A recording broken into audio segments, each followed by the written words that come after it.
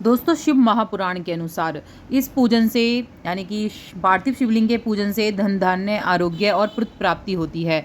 मानसिक और शारीरिक परेशानियां भी मुक्ति मिलती है। पार्थिव पूजन से अकाल मृत्यु का डर खत्म हो जाता है और शिवजी जी की आराधना के लिए पार्थिव पूजन हर कोई कर सकता है, चाहे वो पुरुष हो चाहे वो महिला। पार्थिव शिवलिंग बनाकर विधि विधान से पूजा करने से 10,000 कल्प यानी करोड़ साल तक स्वर्ग में रहता है।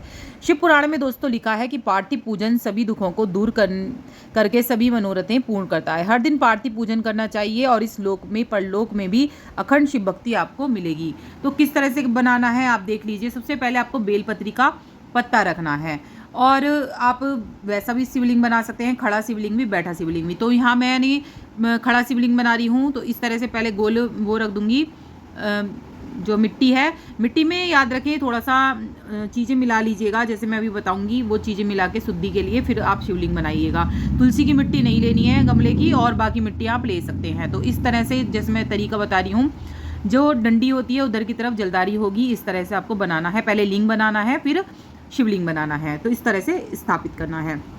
दोस्तों, अब जान लेते हैं कि पार्थिव शिवलिंग बनाते समय किन बातों का ध्यान रखना चाहिए। मिट्टी आप तालाब की ला सकते हैं, नदी की ला सकते हैं, पवित्र नदी की। उस मिट्टी को फूल, चंदन और अन्य पूजन सामग्री इकट्ठी कर ले। मिट्टी में दूध मिला लें हल्का सा, शिव मंत्र बोलते हुए उस मिट्टी को शुद्ध बनाने के लिए गंगा जल मिला लें थोड़ा सा, और उसे थोड़ा सा पक्का बनाने के लिए उसमें आप वो डाल सकते हैं, जैसे रुई डाल सकते हैं। मिट्टी, गाय का गोबर, गुड़, मक्खन, भस्म मिलाकर पार्थिव शिवलिंग ज़्यादातर बनाया जाता है शिव पुराण के अनुसार।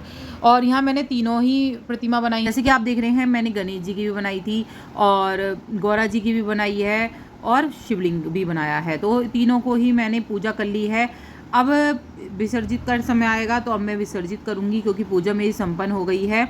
तो विसर्जन की वीडियो अलग चैनल पे आएगी, वो ज़रूर देखिएगा। पहले बता देती हूँ कैसे कैसे आपको करनी है। और शिवलिंग बनाने के बाद गणेश जी, भगवान विष्णु, नवग्रह और माता पार्वती आदि का आपको आह्वान करना है कि आप इस प्रतिमा में स्थापित हुई है कि अब मुझे पूजा करनी है। इस तरह से आपको आह्वान करके ही पूजा करनी है।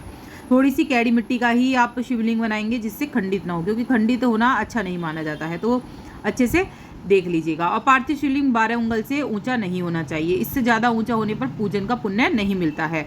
शिवलिंग पर चढ़ाई हुई चीज़ें ग्रहण नहीं करनी चाहिए शिव पुराण के अनुसार। तो इन चीज़ों का आपको ध्यान करना है।